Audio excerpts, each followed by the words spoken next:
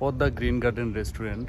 এটা হচ্ছে ঔরঙ্গাবাদের ধোয়ারের যাওয়ার যে রাস্তা, সেই রাস্তার মাঝখানে এই রেস্টুরেন্ট, একদম পদ্মার পার ঘেঁষে এই রেস্টুরেন্টটা গড়ে উঠেছে।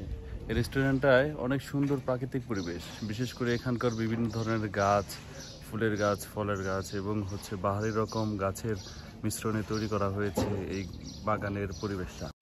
চলুন দর্শকরা দেখি কি কি আছে এই রেস্টুরেন্টের ভিতরে। চলুন দেখা যাক, পুরো ভিডিওটা দেখবেন এবং এর সৌন্দর্য উপভোগ করবেন। এটা হচ্ছে মূল ফটক। এখান থেকে সাধারণ পদ্মার পুরো ভিউটা আপনি উপভোগ করতে পারবেন।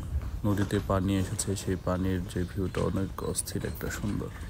ছোট ছোট ঘর সাজিয়ে রেখেছে গেস্টদের বসার জন্য। চলুন দেখি পদ্মার ভিউটা।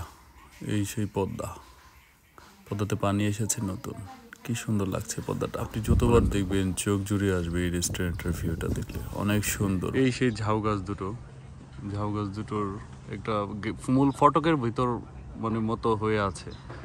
সামনে একটা ফটক, আর এটা হচ্ছে আরেকটা ফটক আপনাকে ওয়েলকাম করার জন্য হচ্ছে ঝাউ গাছ। এই সৌন্দর্যগুলো আসলে খুবই মনোমুগ্ধকর।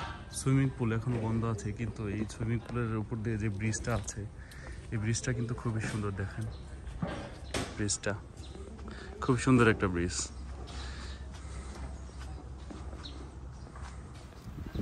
পদ্মার যে ওভারভিউটা, এটা দেখলে আপনার মন প্রশান্তি চলে যাবে, চোখের ক্লান্তি দূর হবে। এত সুন্দর একটা জায়গা, এত সুন্দর, যেখানে পর্যটকরা আসে ঘোরার জন্য, তাদের মনকে বিনোদন দেয়। এটা এমন একটা জায়গা, এটা আসলে সবারই মনটা ভালো হয়ে যাবে। বিশেষ করে এখানকার প্রাকৃতিক যে সৌন্দর্যটা, পদ্মা নদীর পাশেই একদম সুন্দর জায়গাটা।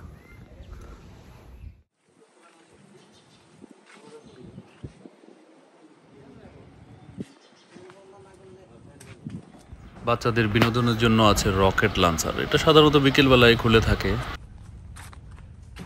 প্রায় সব ধরনের ফুলের গাছ, ফলের গাছ এবং আরও বিভিন্ন ধরনের বাহারি রকমের যেসব গাছগুলো আছে, সবই কিন্তু দেখতে পাওয়া যায় এই রেস্টুরেন্টগুলোতে।